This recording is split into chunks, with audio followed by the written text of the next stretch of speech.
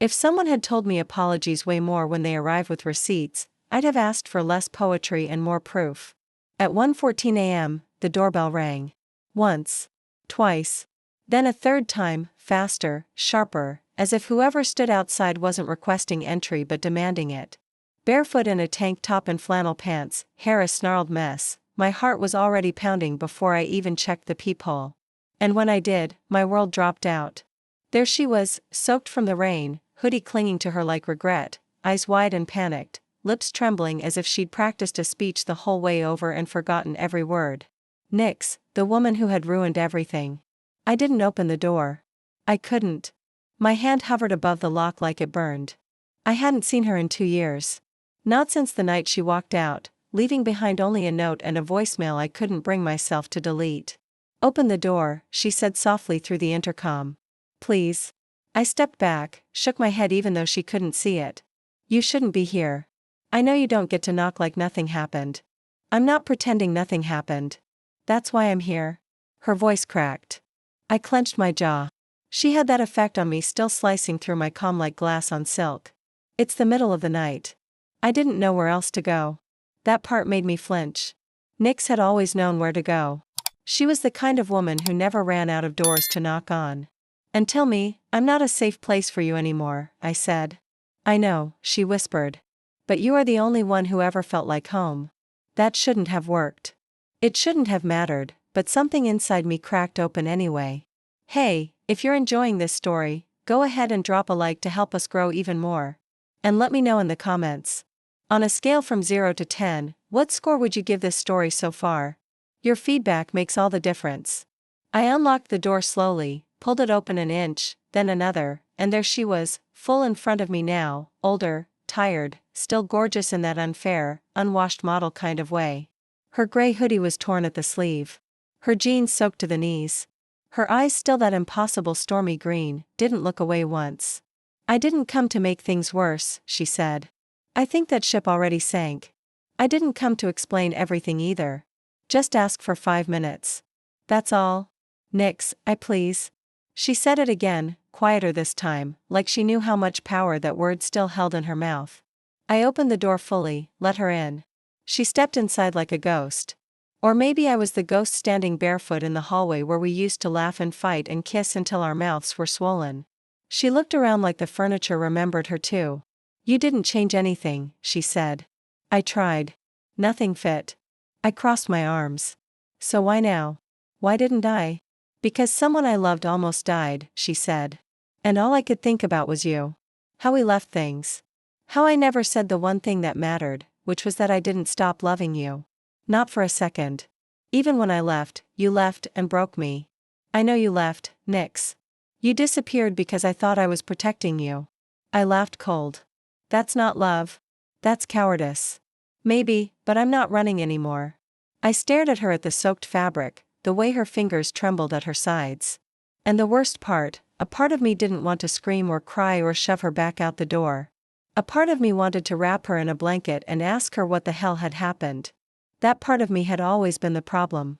"You have 5 minutes, I said, "but you're not staying." "I didn't come to stay." "Then what?" "To tell you everything I should have said that night."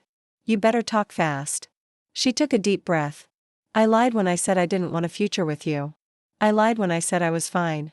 I left because I found out something that scared the hell out of me and I thought I was doing the noble thing, but I was wrong. So wrong." "What did you find out?" "That my mom has Huntington's? That it might be genetic. That I might have it too." I blinked. The room shifted. "Why didn't you tell me?" "Because you loved me so much, and I couldn't bear the idea of you watching me fall apart. Of you having to choose between staying and saving yourself. That wasn't your choice to make." "I know," she looked up. "But maybe now you'll let me make the right one." My throat burned. "What is the right one, Nix?" "Telling you the truth, asking for forgiveness, and maybe asking if there's still anything left to save." I didn't answer. Couldn't. But I didn't push her out either. Not yet. And when she reached out slowly like I was a wild animal, she didn't want to startle. I didn't flinch. Maybe I should have, but I didn't. Because the truth was, the woman who ruined everything had also once been the woman who made everything feel possible. And now she was back at 2 o'clock in the morning with nothing but a soaked hoodie, trembling hands, and the truth I had begged for 2 years ago. God help me. I was still listening. Nick sat on the edge of my couch like she didn't belong there anymore because she didn't. Her wet clothes left small ghostly stains on the cushions and still she didn't move to wipe them. She looked like she wanted to disappear into the fabric, into the floor, into the space between who we were and who we'd become. I stood a few feet away, arms crossed, teeth clenched, everything in my body screaming for distance, even as my chest ached to close it. Say it again, I said quietly. You left because of a diagnosis. A possibility, she corrected. My mom's confirmed. Late stages. She started forgetting things, getting violent. I watched her fall apart. I didn't even recognize her by the end. And you didn't tell me. How could I? You loved me with your whole chest. You were already planning apartments, trips, maybe kids one day. I was sitting there thinking, what if I'm a ticking time bomb? What if I make you build a life with someone who's already disappearing? You think you saved me? I asked, bitter. I thought I was giving you freedom. You gave me hell. Her eyes finally lifted to mine. I know. I wanted to throw something, a pillow, a vase, the memories we made in this room. I wanted to scream until my throat gave out. But I didn't. I stayed seated. And when I did, she drew a breath like it was permission. When I left, I didn't expect you to forgive me, she said. But I never expected you to stop loving me, either. You're not that unforgettable, Nix. That's a lie. So what? You disappear for 2 years and now you want what? Closure? A second chance? No, just honesty. I owed you that. I scoffed. You think this makes it better? No, but maybe it makes it real. She reached into her hoodie pocket and pulled out a folded sheet of paper. She placed it on the coffee table like it was a peace offering. My results. I stared at it. You took the test 6 months ago and you didn't reach out because I wasn't ready for your reaction if it came back positive. And now I don't care about fear. I just care about you knowing the truth. I didn't pick it up. Tell me I'm negative. My breath caught. I hated the part of me that felt relief because it also meant her silence had never been necessary. You found out you were fine and still didn't come back because by then you deserved peace. You were rebuilding. I saw the pictures, the new apartment, the job promotion. You looked happy. I wasn't. You smiled like you were. I smiled so the world wouldn't ask what broke me. Nix flinched. I didn't want to be the shadow hanging over your new life. You already were. She closed her eyes. I know I don't deserve forgiveness, but I needed to say it out loud.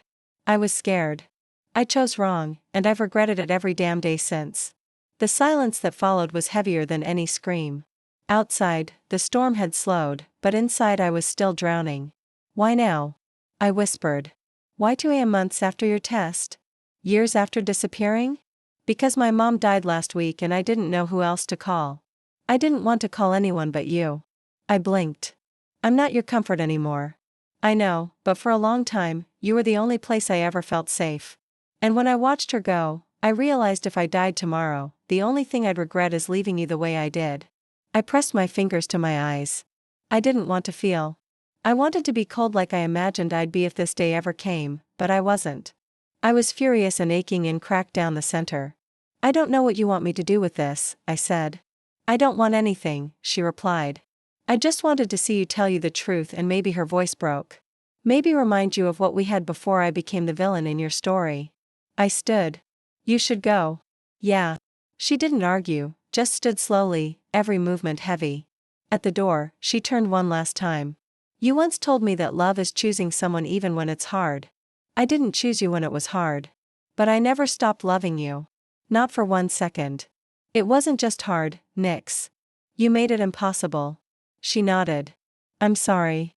Then she stepped out into the hall. I closed the door, locked it, pressed my back against the wood, and slid down to the floor. I thought I'd feel lighter with the truth. I didn't. I felt hollow because the truth didn't fix anything. It just made the ache make sense. And maybe that hurt worse. I stayed on the floor for hours until the sun started bleeding in through the blinds. Until the silence became too loud. Until I stood, walked to the coffee table, picked up the folded paper she left behind, and opened it. I didn't sleep. I sat on the edge of my bed with the paper in my hand. That one sheet like a weapon I hadn't seen coming. Negative. No genetic markers, no sentence written into her blood. Nix was fine. She had been fine for 6 months. I wasn't sure what burned more, that she had disappeared without telling me, or that she'd been out there carrying this truth alone. For so long, the sun rose, and I still hadn't moved. I didn't go to work. Didn't answer messages. My chest felt tight, like I'd been running for hours, but hadn't moved at all. I kept seeing her face, soaked, wrecked, honest in a way I hadn't seen since before everything shattered. I kept hearing her voice. I never stopped loving you. I hated how much it still echoed. At noon, I finally got up and opened the windows. The city moved on as always, but I didn't. The moment was stuck inside me. I threw the paper into a drawer and slammed it shut. Buried it like I could bury everything else. That night, I met my friend Lumen for drinks. She took one look at me and narrowed her eyes. You look like someone who got visited by a ghost. Not a ghost, I said. Worse, Nix. I nodded. She blinked. Holy, she showed up at my door. 2 in the morning. What the hell does she want now?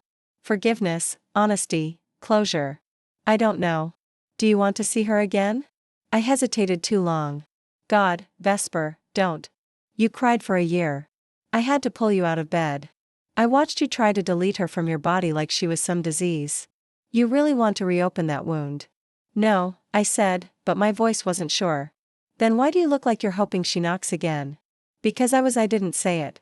I just finished my drink and changed the subject. But that night, I didn't go home.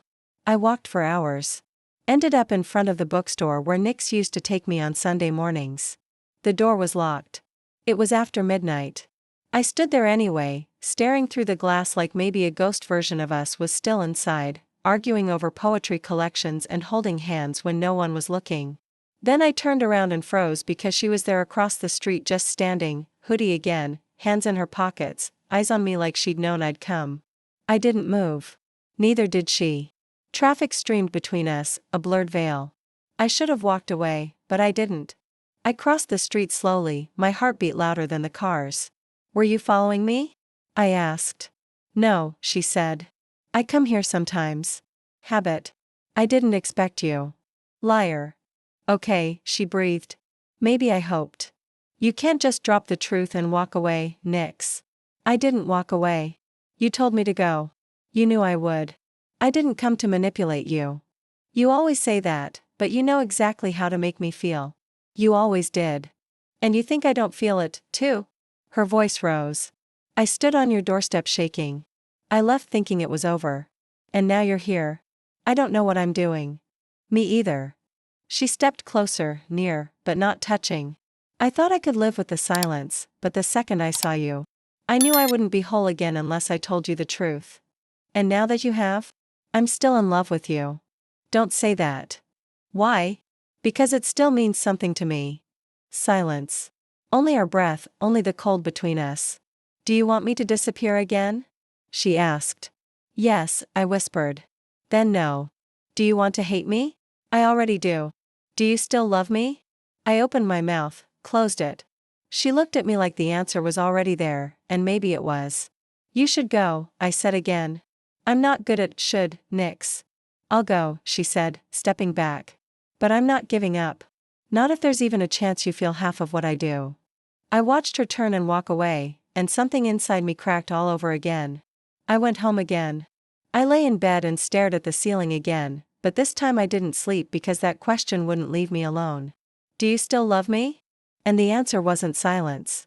It was the sound of my heart still beating in a rhythm that only ever belonged to her. The week after our second encounter passed like a fever. I went through the motions, work, errands, forced laughter at lunch breaks, but nothing felt anchored. My mind kept circling back to her. Not just her voice or her apology or the revelation she dropped like a lit match onto my carefully reconstructed piece. But her presence, how familiar it still felt, how I could still predict the way she'd exhale before saying something that mattered. How she stood like she was always bracing herself for impact. And how her eyes never lost their intensity, like she saw through whatever front I tried to put up. I hated it. I hated that her love still lingered in my bones like heat that wouldn't fade. I tried to forget her. I went on a date. Just coffee, just casual, just an attempt at pretending. But I spent the entire hour comparing a stranger's laugh to Nix's. And when I got home, I didn't even take my coat off before crying on the kitchen floor. The next morning, I did something stupid. I called her not to invite her over, not to reopen anything, just to say something I couldn't keep inside anymore. She picked up on the second ring. "Hello, don't say anything," I said quickly. "I just need to get this out." "Okay," I paused. "I'm not the same girl you left." "I know. You walked out on someone who still believed people don't leave when they love you. And now I don't believe that anymore. You killed that in me." "Vesper, let me finish. I'm stronger now, harder. I have boundaries. And I won't let you come back just because you're ready now." Silence. Breathing. Then she said, "I'm proud of you." That stopped me. "What?" "You sound like someone who finally knows her worth, and I love that about you." "Don't say you love me." "Why?" "Because it's true. Because I can't hold that truth and this anger at the same time." "Then let me carry it for you." "You don't get to do that anymore." "Then let me just listen." That broke me a little. "I wanted to hate you forever," I whispered. "I know, but now you're here and everything's so loud again. We don't have to figure it out tonight." "I didn't call to figure anything out." "Then why did you call?" "Because you're still the first person I think about when I can't breathe." Her voice cracked. "Same." I hung up before I could say anything else. I didn't need more mess. I needed space, but space didn't work with feelings like this. 2 days later, I was at Fenwick Park near my apartment when I saw her again. Not on purpose, at least not mine. She was sitting on a bench, headphones in, staring at nothing like the world didn't move unless she gave it permission. I should have walked away, but I didn't. I sat beside her. Quiet. After a long minute, she took her earbuds out. "This a coincidence?" she asked. "You know, I don't believe in those." "Me either." We didn't speak for a while. Just watched the trees sway. Watched a kid chase a pigeon. Watched a couple fight quietly on the grass.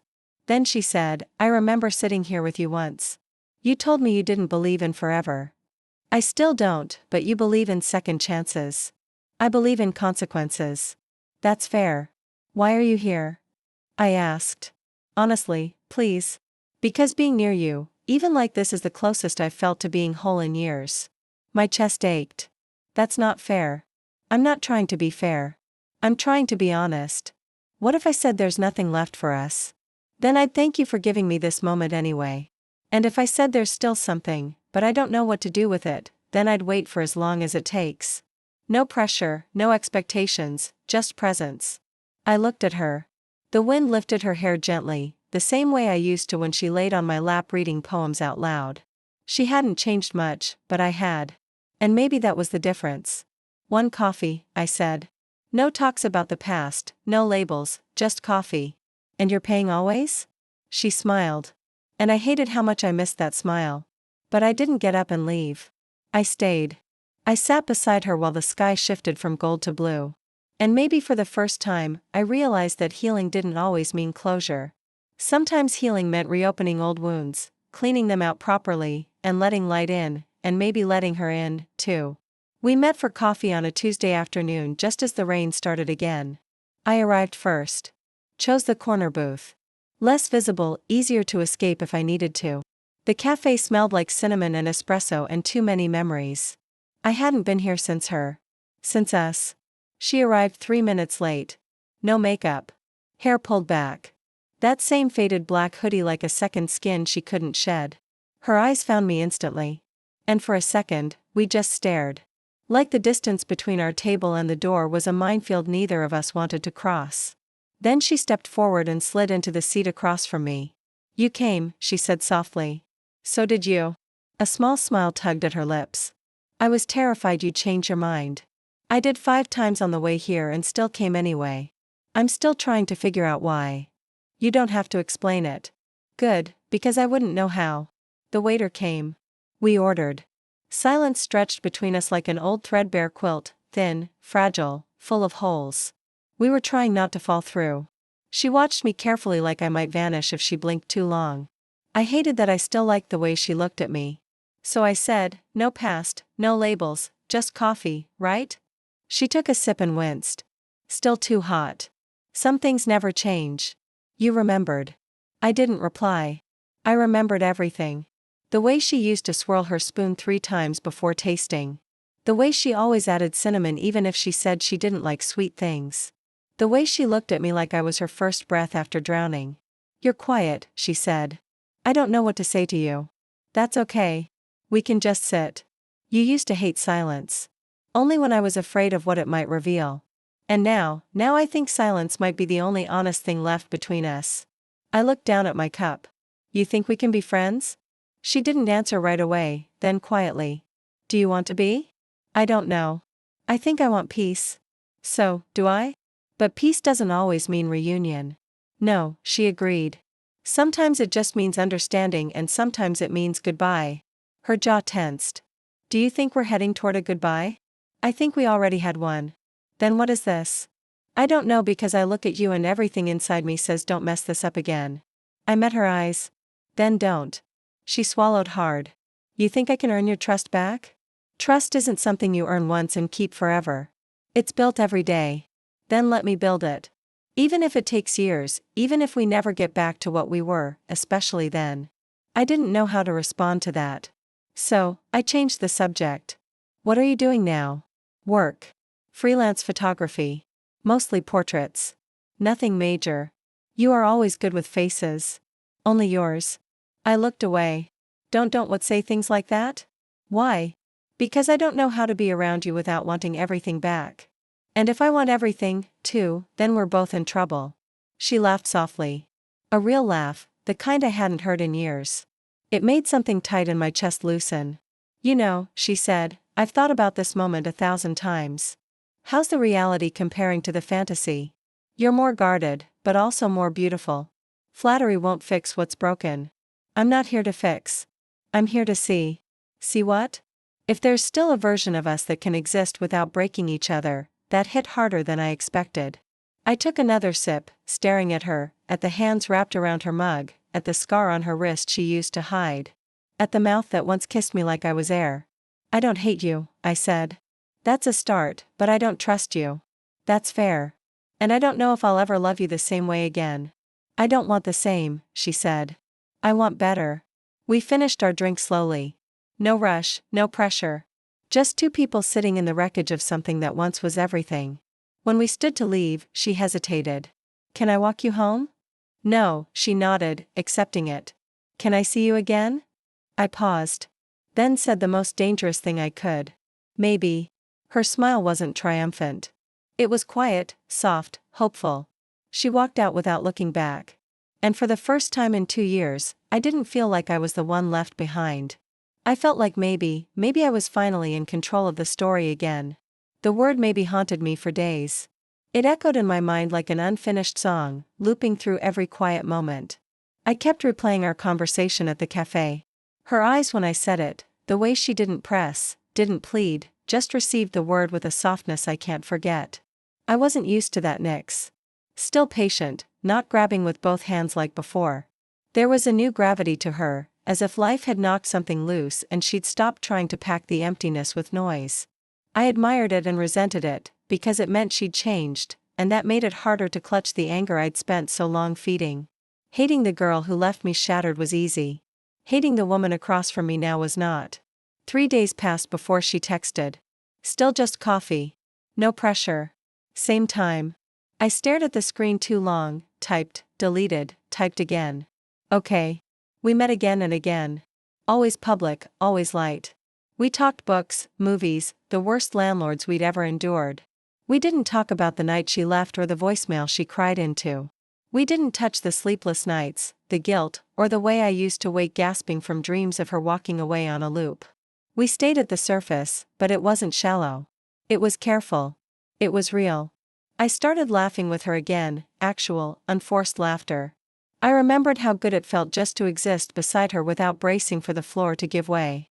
Still, every moment had an aftertaste. Like borrowed time. Like a clock ticking over this fragile thing we were rebuilding. I didn't know how long it could hold before it cracked again. Then one night, her text was different. "I found this old Altair rooftop we used to talk about. You in?" I hesitated. It wasn't coffee. It was closer, memory-soaked, riskier. I said yes. I said yes because my pulse jumped reading it, because I was tired of pretending I didn't want more. I arrived early. The place was mostly empty, warm lights strung above, gray bridge stretching out in every direction like a dream. She came in black jeans and a dark green jacket that made her eyes look unreal under the skyline's glow. "You remembered the bar," I said. "Of course, I remember everything. You always say that because it's always true."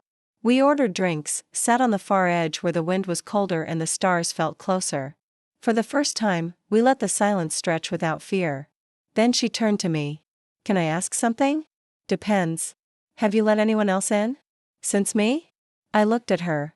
"Why do you want to know?"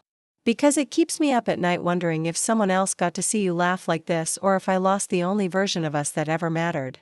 "That's not fair." "I know, but I want to know anyway." I thought about lying, about giving her the distance she was trying to respect, but I didn't. "No one made it past the surface." Her breath hitched. "Not even close. I didn't think anyone could hold that part of me again." And now I looked at her. Really looked. Now I'm scared because it's not just a maybe anymore. She reached for my hand slowly, carefully like it wasn't hers unless I allowed it. I didn't stop her. Our fingers touched curled. The air shifted. "I missed you every day," she whispered. "Not just the memory of you. You. The way you order pancakes like it's a crime. The way you read poems out loud and roll your eyes at metaphors. The way you laugh when you're tired. And the way you look when you're pretending not to care." I closed my eyes. Let the words soak. "This doesn't fix anything," I said. "I'm not here to fix it. I'm here to hold it with you." I opened my eyes. "And if it breaks again, then we break together. But I won't run this time." I should have pulled my hand back. I should have said it was too soon. But I didn't. I let her stay close. Let the night wrap around us like a secret. And when she walked me home and stopped at my door, we didn't kiss. We didn't touch beyond our hands. But she looked at me like she had 1,000 words on her tongue and chose silence because it was the most honest thing she could offer. I watched her walk away. And this time, I didn't feel abandoned. I felt like maybe, just maybe, we weren't walking in circles anymore, just towards something real. I told myself I wouldn't let it happen. That this thing between us, this almost would stay contained. But desire never cared about boundaries. Not the kind you draw in your head. Not the kind you whisper into your pillow to keep from unraveling. And especially not when the person who broke your heart looks at you like she never stopped memorizing your soul. The next time we met, it wasn't planned. It was late, close to midnight. I was walking home from Blue Line. Hoodie pulled up, headphones in, pretending the chill in the air wasn't echoing the cold I still tried to keep around my heart. And then there she was across the street again, just like that night at the bookstore. This time, we didn't hesitate. We crossed at the same moment. No words, just instinct. She smiled when we reached the sidewalk. "You always walk home this late." "Only when I need to think." "Dangerous habit." "You here to protect me?" "No, I'm here because I couldn't sleep." "That makes two of us." We walked in silence for a few blocks. It wasn't awkward. It wasn't anything except warm, familiar, electric. I felt her glancing at me more than once. Felt the air shift every time her arm brushed mine. "Come up," I said. When we reached my building, she blinked. "Are you sure? It's just tea, nothing more, right?" She didn't believe me. I didn't believe myself either. Inside, I turned on the kettle and kept my hands busy. She leaned against the counter like she belonged there, like no time had passed. "You rearranged the photos," she said. "I couldn't look at the old ones anymore, but you didn't take them down." I tried and some memories fight back. She nodded slowly. Mine did too. We sat on the couch with our mugs. Clothes too close. The silence was heavier than ever, and I could feel her breathing shift. Could feel mine change, too. She turned toward me. "Do you remember the first time I kissed you?" "Yes." "You were furious at me. You said I was emotionally constipated." "You were. And then you kissed me like you were trying to prove a point." "Maybe I was." "You said I didn't know what I wanted. And you said I was arrogant." "Still true." "Maybe." Her eyes softened. "But I was never wrong about this." "About what?" "You want me to kiss you right now?" "I don't." "Liar. You think you still know me that well?" "I still know how you breathe when you want to be kissed." I froze because she was right. Because I hated how right she was, because my pulse was in my throat and my fingers were tightening around the mug just to stay grounded. "If you kiss me," I said slowly, "everything changes." "I know. And if you leave again after that, I won't recover this time." She reached out, brushed a hair from my face. I'm not leaving. Don't promise things you can't keep. I'm not that girl anymore. Then prove it. Her fingers slid to my jaw. Her thumb traced my cheek. And when she leaned in, it wasn't sudden. It wasn't dramatic. It was soft, intentional, like a question, and I answered by closing the distance. Her mouth found mine with a gentleness I wasn't expecting. Not desperate, not rushed, just right. My chest cracked open. 2 years of silence, of anger, of pretending I didn't want this. Gone in the space between her lips and mine. She pulled back just enough to whisper. Still scared. Terrified. Me, too. And then I kissed her again because fear and love can live in the same breath. Because sometimes the thing that hurts you is also the only thing that ever made you feel alive. We didn't undress. We didn't press it further. We just kissed like time had folded, like we had been waiting for the moment when everything else could finally be quiet. When she left an hour later, there were no promises, no confessions, just a look. It was a promise and a kiss, one that said, I'm still here. One that murmured, don't close the door yet. And for the first time, I didn't feel like I was coming apart. I felt like I was remembering how to feel. I didn't sleep that night, not from restlessness or ghosts, but from floating. Not the dangerous kind that feels unmed, but the kind where some heavy thing finally lifts and you're stunned by how light you've become. I lay in bed touching my lips, replaying the exact pressure of hers, the cadence of her breath against mine, the way she didn't push for more, didn't ask for anything beyond that moment. It frightened me how easy it was, how natural, how achingly familiar, like our mouths had spent 2 years waiting to recognize each other again. And what scared me more was the part of me that already wanted a second time. The next day, no text from her. None from me either. There was too much to say, and none of it fit inside a message. But that evening she was outside my building, leaning against the brick like she belonged there, hands in her jacket pockets, eyes holding something I couldn't name. Hi, I said, my heart already racing. You're not stalking me, are you? You kissed me. I figure I earned a little loitering. I laughed despite myself. Want to come up? No, that threw me. No, I need to show you something first. Is this where you murder me in an alley? Only emotionally. Fantastic. We walked to a part of Greybridge I hadn't visited in years. It wasn't far, but it felt like crossing into an old life. She stopped at an apartment building, 3rd floor, narrow stairs, a faint thread of incense in the hall. When she opened the door, I froze. Photographs, hundreds, pinned to walls, strung on wires, clustered in small constellations. All of me. Not just portraits, moments I hadn't realized she'd caught, me sipping coffee at a window, laughing at something off-frame, crying once, palm over my face in the middle of a train station. I moved forward like I was entering a museum, my life, curated by the woman who left. I kept thinking, she said, voice low, if I could hold you in all the ways I remembered you, maybe I could hold on to the version of me that didn't run. My voice came out hollow. You took these after we broke up, some before, some after. I'd see from far away. I never followed. I just snuck photos of me without asking. Yes, she didn't lie. She didn't defend it because it was the only way I knew how to stay close to the truth. What truth? I turned, face flushed. That you couldn't let go of me. No. She stepped closer. That I didn't want to. I looked back at the wall at a photo of me in the rain, laughing, soaked to the skin. Umbrella forgotten. I remembered that day, but I'd been alone. I hadn't known she was there. Why are you showing me this? Because I don't want to hide anymore. You think this makes me trust you? No.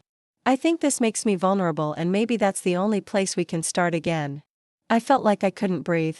Like the weight of being seen this deeply was too much, but also like I had been starving for it. You can't heal in the same place that broke you, I whispered. I know.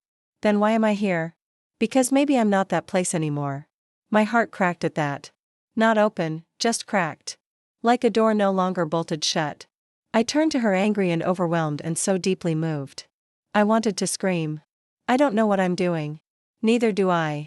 And I don't know if this is love or grief or just loneliness dressed up as something sweeter. Maybe it's all three. Hier. She stared back. No one moved. I can't go back, I said. Then don't. But I don't want to lose you again. Then let me show you who I am now. Not the girl who left. The woman who stayed. I took a shaky breath. I need time. Take it. I need space. It's yours. I need you to be honest always. I looked at the photographs again. At all the versions of me she had clung to it the way she had loved me even when I couldn't see it. And for the first time, I wondered if maybe I hadn't been the only one who broke. I didn't sleep again. Not because of anxiety this time, but because my mind couldn't stop racing through the images, those photographs. The way she had captured pieces of me I didn't even know were visible. The way she said, "Let me show you who I am now." I kept replaying it like a prayer I didn't know I needed. I stayed in bed most of the next day trying to unpack the way I felt. It wasn't love. Not yet. Not fully. But it wasn't absence anymore either. And somewhere between those two truths was something dangerous. Hope. That night she texted me just 3 words. "Are you okay?" And I answered simply, "Come over." 20 minutes later, she was at my door. No umbrella, rain in her hair, eyes wide and unsure. I didn't even think before I opened it. I just stepped aside. She walked in quietly like the storm had followed her inside. "I wasn't sure you'd respond," she said. "Me either. But you did. Because I have questions." "Ask." I sat on the edge of the couch. She didn't sit. She stood across from me, her hands twitching slightly like they were dying to reach for something, but didn't dare. "I want the truth," I said. "All of it. No half-stories, no protective lies. I deserve that." "You do. So tell me what really happened that day." She exhaled slowly like the memory was a weight she carried in her lungs. "You remember the morning I left?" "I remember the silence. You didn't even say goodbye." "I know. I couldn't." "Why?" "Because I thought if I looked at you, I'd stay. And I was convinced that staying meant destroying you." "You keep saying that." "Because it was real. I found out about my mom that week. I watched her scream at my father, forget his name, lock herself in the bathroom thinking it was someone else's house. I went home to check on her and realized I could be her in 10 years. 5. I freaked out and instead of talking to me, I ran. I thought I was being noble, giving you a clean break. I left the key, the note, and the voicemail like that would somehow soften the blow, but it didn't. I know that now. You didn't even let me fight for you because I didn't think I deserved to be fought for. I thought I was broken goods." And then her voice cracked. "Then I saw you a few weeks later coming out of that bookstore laughing with your friend and I thought, she's okay. She's moving on. She's surviving. And I convinced myself staying gone was the kindest thing I could do.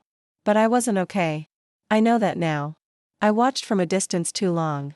I saw you shrink. I saw you stop laughing. I saw the color drain from you. And I realized I didn't save you. I broke you." I stared at her, fists clenched in my lap. "You made a choice for both of us." "Yes." "You decided I wasn't strong enough to love you through the hard parts." "Yes. And now I know that was fear, not protection." She finally sat carefully like the air around me might explode. "You always made me feel like I was more than my chaos. Like I was still worthy of love even when I didn't feel lovable. But I didn't know how to accept that without feeling like I was poisoning you." I closed my eyes. "So instead of trusting me, you left me bleeding." "Yes. And now you're back because what?" "You're better." "No. I'm still a mess. I still have nights where I wake up thinking I'm losing my mind. But I don't want to face them without you anymore." My heart felt like it was splitting. I stood, walked to the window, stared out at the rain. "Do you regret it?" "Every single second." "Do you still love me?" I never stopped. I turned. She was crying now quietly. No drama, no theatrics, just tears she didn't wipe away. "You know it's not enough to say sorry," I whispered. "I know. You don't get to walk back in and expect me to forget the nights I begged for answers and got silence instead. I don't want you to forget. I just want you to let me earn the right to be near you again." I walked over, stopped a foot in front of her. "You don't get to love me and run. Not again." "I won't. And if you ever even think about disappearing, I won't. You don't get to decide what I need anymore." "I know, but if I choose to try again, it'll be on my terms. I wouldn't want it any other way." I looked at her, really looked at the woman who destroyed me, who is now laying down every weapon, every wall, every excuse. She wasn't asking to be forgiven. She was asking to be seen. "We're not okay." I said, "I know, but I'm not ready to let go of you either." She let out a breath like she'd been holding it for years. And I hated how familiar it still felt to fall into her gravity. But maybe this time I wouldn't have to lose myself doing it. The next few days passed in a haze I couldn't name. Not peace, not chaos, just this strange middle place where everything felt too loud and too quiet all at once. Nix didn't call. She didn't text. And I hated that I missed her voice more than even the quiet she left behind. I spent hours replaying every word she'd said, every piece of her confession. I thought about her mother, about fear, about all the things we hide from the people we love because we think it will protect them, and how often that silence turns into the weapon instead. 2 nights later, I found myself in front of her apartment. I didn't even remember the walk, just blinked, and there I was, hand raised, knuckles hovering over the door. I knocked.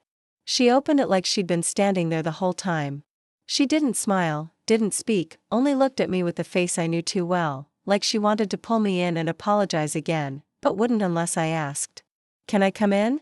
I said. "You never have to ask." "Yes, I do." She stepped aside. I went in. The photos were still up. Not a single one moved, as if they'd grown into the walls. I stared at a close-up of my hand on a notebook. I didn't remember her taking it, but my throat tightened anyway. "You still have these up," I said. "They're my truth. You used to say I was too much." "No," she said quickly. "I said I was afraid I wasn't enough." I turned. She was closer now, still giving me space. "Why didn't you ever tell me that?" "Because I didn't want to see your face when I admitted I didn't know how to love you the way you deserved." "But you did. Even when you broke me, even in all the wrong ways, you loved me." "Not well enough." "Maybe not. But it was real. It still is." My eyes burned. I sat on the edge of her couch. "I'm tired of fighting what I feel." She didn't move. She waited. "I don't know how to forgive you," I said. "But I can't let you go." "Then don't." "It's not that simple." "I'm not asking for simple." "Then what are you asking for?" "A beginning," she said. "Not a continuation of what we had. Not a return. Something new built from now. From honesty, from choosing each other every day, even when it's hard, especially then." I looked at her, really looked. She looked older, not in years, but in gravity. In the way she held herself now. In the way she didn't try to reach for me unless I reached first. "You didn't chase me this time." I whispered because I wanted to give you the choice fully without pressure. "And what if I choose you?" "Then I'll spend every day proving I'm worth that choice." I stood, took a step toward her. "And what if I change my mind tomorrow?" "Then I'll let you walk. But I'll still love you even if I don't stay even then." I don't know what made me do it. Maybe the softness in her voice. Maybe the way she hadn't moved in weeks unless I asked. Maybe the fact that she finally understood that love without respect was just hunger. I reached for her and she didn't flinch. Her arms wrapped around me like home. My head rested against her shoulder and I felt her exhale like she'd been holding that breath since the day she left. We stood like that for minutes, for years, for all the time we'd lost. "You still smell like cinnamon," I murmured. She smiled into my hair. "You still say that like it's a confession." "Maybe it is." "Do you want to stay tonight?" "No," she tensed. "But I want you to walk me home." She relaxed. "Okay." On the way back, we didn't hold hands. We didn't need to. The space between us didn't feel like distance anymore. It felt like patience. At my door, I turned. "This doesn't mean everything's okay." "I know, and it doesn't mean I trust you yet." "You shouldn't, but it means I'm not closing the door. I won't push it open. I'll wait until you invite me." I nodded. Then, because I wanted to, because I needed to, I leaned in, kissed her soft, slow, not goodbye, not even hello, just here, still here. She didn't chase me inside, didn't ask for more. She just stood in the hallway, eyes closed, hand on her chest like she was holding something sacred. And I realized I was, too. The next time I saw her, it wasn't planned. It was 3 days later on a Thursday and I was at my favorite bookstore, the one she used to wait for me outside of, reading the backs of paperbacks and pretending she wasn't counting the minutes until I came out. I was holding a poetry collection, something about loss and language, when I heard her voice behind me. "You still read Neruda when you're sad." I turned slowly. She was in the aisle, hands tucked in her coat pockets, eyes soft and shadowed. "You still know how to find me?" I said I wasn't following you. I just hoped I'd be here. "Yeah." I held up the book between us like a shield. "It's about women who survive the women they love." "That's not you," she said gently. "Not anymore. You don't know that." "I do." She stepped forward slowly like the floor between us was fragile glass. You didn't push me away that night. No. And you kissed me. Yes. And you let me walk you home without once pretending it didn't mean something.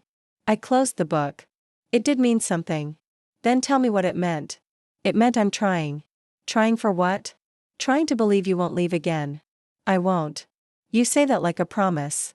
But you used to make promises in your sleep and break them by morning. She flinched. That's fair. You think because I kissed you, we're okay now? No, I think because you kissed me, there's still something here worth saving. I looked at her hands, her mouth, her voice shaking just enough to remind me that I wasn't the only one on the edge of something terrifying. You still know how to destroy me without touching me, I whispered. And you still know how to resurrect me with a single look. That doesn't mean we're ready. Maybe not. Then why are you here?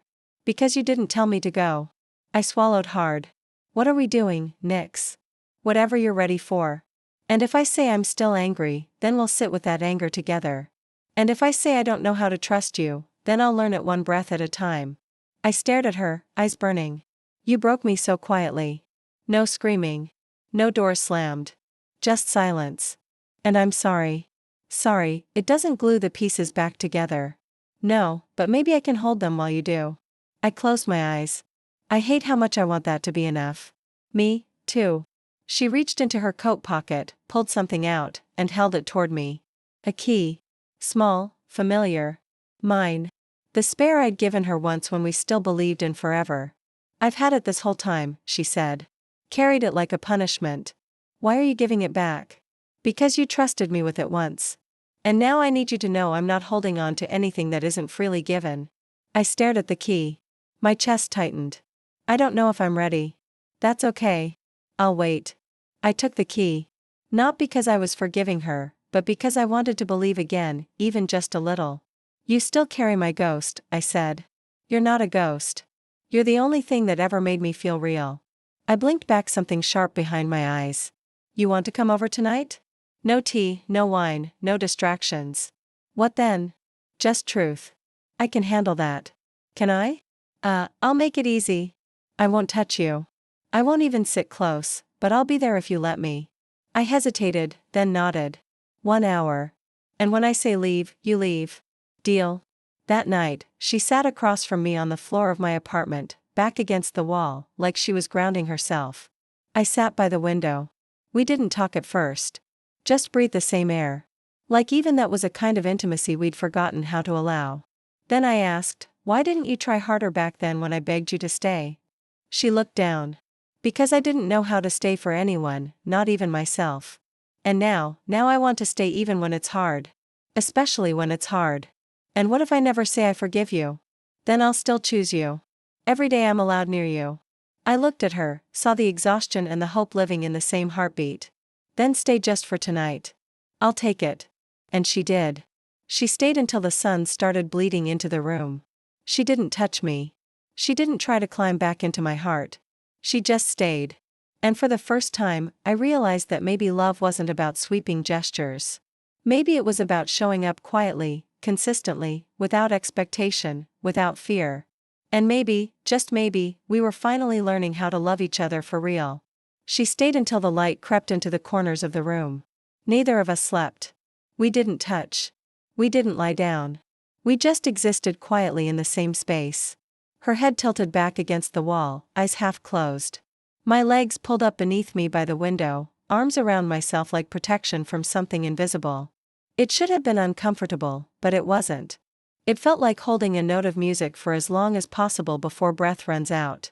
I watched her in a soft light and realized I hadn't seen her look this peaceful since before everything fell apart. It made my chest ache. When she finally stood stretching her arms like a cat, she said softly, I'll go. You don't have to, I whispered. But you should. Her expression faltered, but she nodded. She didn't reach for me, didn't beg. She just said, I'm here when you want me. I walked her to the door and before she stepped out, I said the words I hadn't let myself speak until now. You break me again, Nix, and I swear I'll take you with me. She looked at me for a long time.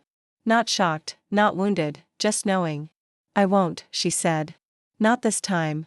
Then she was gone. And I felt the silence differently now. Not like abandonment, but like a held breath. Something waiting. Something still alive. That day, I didn't cry. I didn't spiral.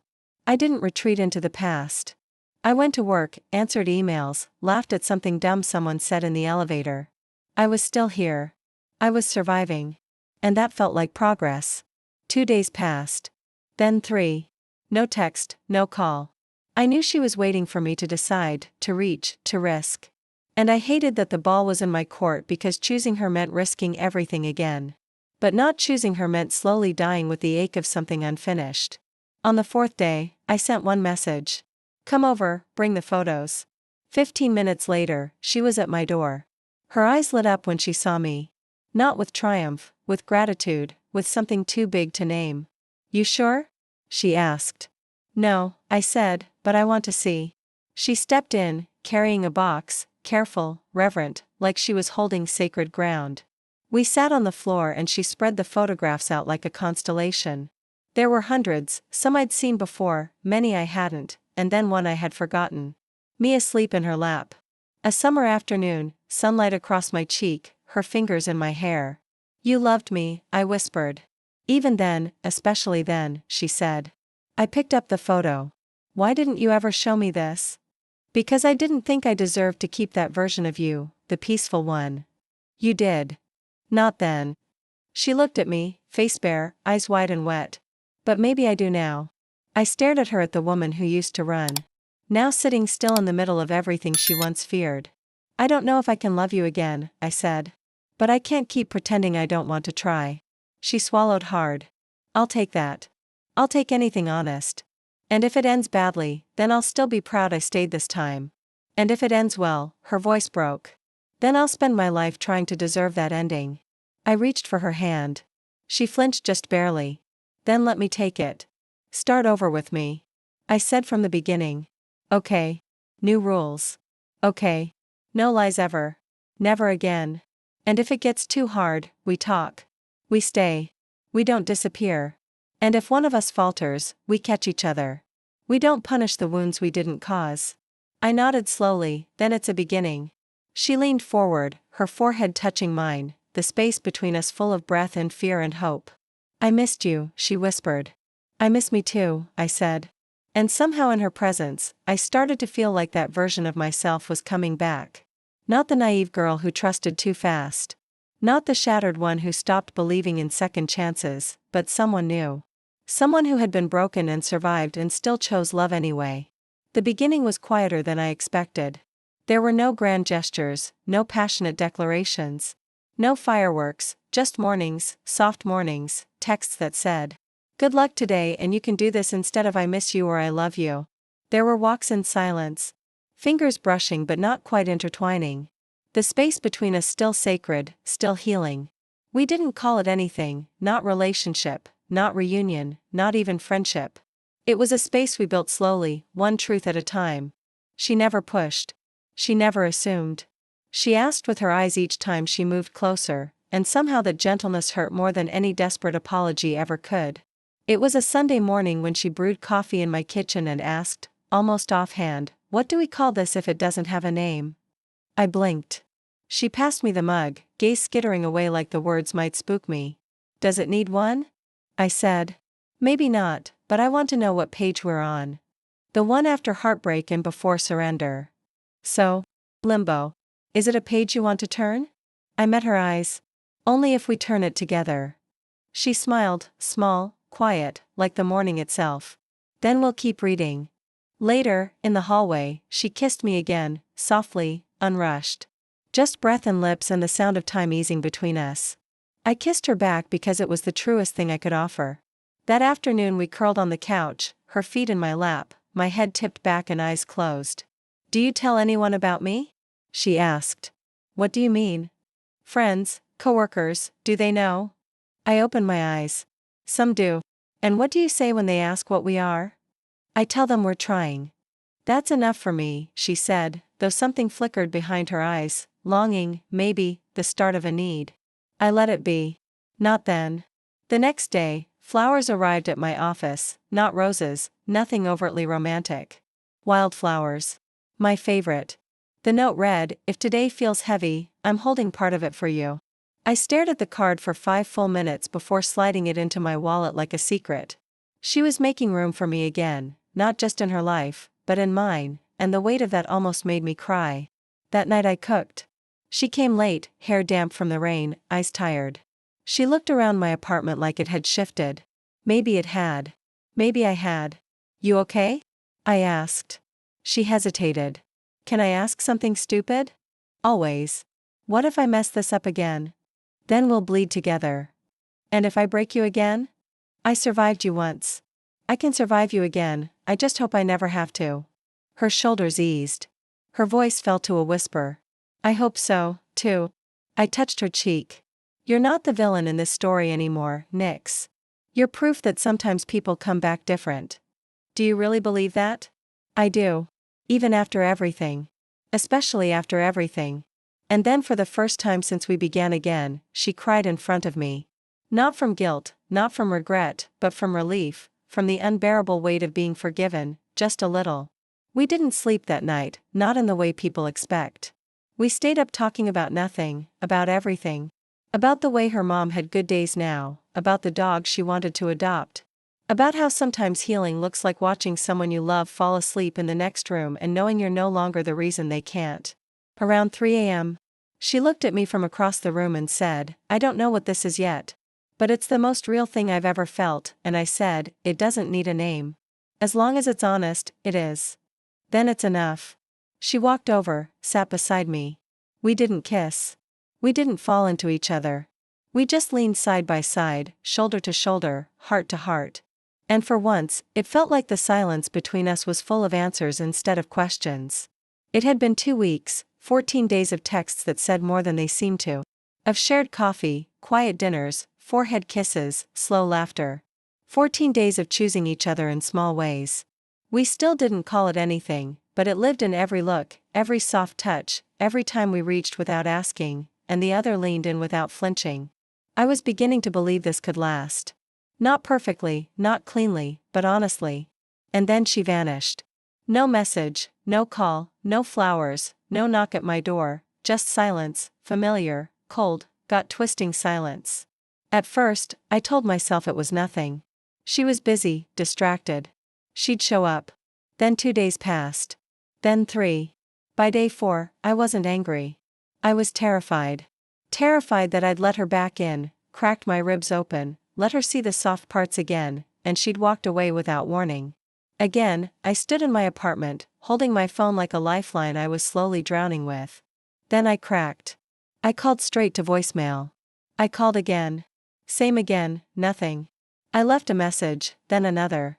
Then I stopped because I could feel it. The echo of an old wound reopening like it never truly healed.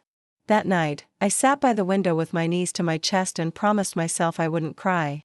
Then I did, not for the silence, but for the fact that this time it hurt even more than the first. I heard a knock at 2:08 a.m. My heart stopped. I opened the door too fast, barefoot, breathless. She was standing there soaked to the skin, her eyes swollen, her hands trembling. "Don't say anything," she whispered. "Just let me explain." "You promised," I said, already breaking. "You promised you wouldn't disappear this time." "I know. You said I could trust you." "You can. You vanished because my mom collapsed." The words hit me like ice. "What?" "She collapsed 3 nights ago." I didn't know what was happening. I went to the hospital. I slept there. I didn't think. God, Vesper, I didn't think. You didn't text. You didn't call. Because I was holding her hand while they told me she might not wake up, because I was watching her forget her name again. Because I didn't know if I'd survive it this time. And I didn't want you to see me like that. I stood there frozen. You should have let me. I didn't want you to feel like you had to carry me again. That's not your choice to make. She stepped forward. I know. I know. I failed you again. Not by leaving, but by thinking I had to do it alone. I thought you were gone. I wasn't. I thought I was stupid to believe in this. You're not. I thought I was enough now. Enough for you to stay. You are. God, Vesper. You are the only thing that makes me feel like there's still light in me. Her hands were shaking. Her voice cracked. I came here because I remembered what you said. That if I break you again, you'll take me with you. And I swear to you, if you slam this door, I will fall apart for real this time. I didn't speak. I just stared at the soaked hoodie, the bags under her eyes. The way her mouth trembled like every syllable cost her something. I don't want pity, she whispered. I want to be held. Even just for a minute. Even if you hate me while you do it. I stepped aside. She walked in. I closed the door. She stood in the middle of my living room, dripping water and grief. And I walked up to her like the air between us had teeth. You hurt me, I said. I know, but you didn't leave. No, you were hurting. Yes. And you came back because you're my home. I wrapped my arms around her hard. She collapsed into me like she'd been waiting to fall. Her tears hit my shoulder. Mine followed. No words, no demands, just bodies shaking together in the dark. I held her like I'd never let go again. She held me like I was the last thing keeping her stitched together. And in that moment, I knew whatever happened next, we'd survive it. Because this time we weren't running. We were breaking. But we were breaking together. The night she collapsed into my arms in my apartment. I thought maybe that was the end. Not of us, but of the cycle. Of the leaving, of the silence. Because for the first time, she didn't run from her pain. She brought it to me. And I let her. I held it. I held her. In the days that followed, we built something new. It didn't look like love at first. Not the kind we once had, full of reckless passion and unspoken promises. This was slower, heavier, stronger. It looked like hospital visits where I sat beside her while her mother slept, her hand in mine, both of us learning what it meant to love someone through grief. It looked like cooking dinner at midnight because she hadn't eaten all day, and her smiling through tears when she realized I still remembered how she liked her pasta. It looked like her writing me notes on scraps of paper. Thank you for not giving up on me. I don't deserve you, but I'm trying anyway. You're the only thing I'm sure of. And me saving every single one. Because for the first time, her words weren't empty. They were anchors. The first time we made love again. It wasn't desperate. It wasn't to erase the past or to cover the wounds. It was slow, reverent. 1,000 whispered apologies turning into vows against skin. After she held me like I was the most fragile and most precious thing she'd ever touched. And maybe I was. I'm not leaving, she whispered into my hair. Not ever again. Good, I whispered back. Because if you do, I'll hunt you down. She laughed softly, and I realized how much I'd missed that sound. Weeks turned into months. Her mother stabilized. Some days were worse, but Nyx didn't carry it alone anymore. We carried it together. She let me see her at her weakest. I let her see me at my most afraid. And in that exchange of brokenness, we found strength. We stopped being the versions of ourselves who had destroyed each other. We became something new. Partners, survivors, lovers. One night, months later, she woke me at 2:07 a.m., the exact hour she'd first knocked on my door. She held a small box in her shaking hands. Don't panic, she said quickly. It's not what you think. I'm not asking for forever. Not the way we used to mean it. She opened the box. Inside was the key I'd given her years ago. The one she'd carried like a punishment, polished now on a chain. I want to come home, she whispered. Not just sometimes. Not just when I'm falling apart. I want to come home to you. Every night, every morning, for as long as you'll let me. My throat closed. I took the chain, slipped it over her head. Then stay, I said. I'm done waiting for you to vanish. You came back at 2 a.m., Nyx, and this time, you stayed. She kissed me like a vow, like a circle closing at last, like a story we tried to end but couldn't until we wrote the right final line. And that line was this: we survived. We healed. We loved. We stayed, for real, for good. If you enjoyed this content and want to support the channel in a special way, try clicking the thanks button below, the one with the heart and $sign icon. With super thanks, you can make a direct contribution to the channel, which helps me keep creating awesome videos for you.